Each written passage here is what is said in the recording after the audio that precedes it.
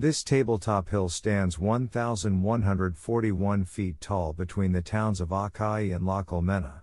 Located just off kilometer 123 on the 14 de Mayo Highway, the out and back trail from the main road to the top is a moderate 2.5-mile trail.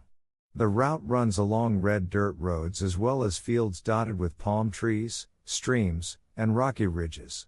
Bring your own gear to rappel down the 130-foot tall rock face from the top to take in unobstructed views of the Ybycuí Sierra and surrounding valleys.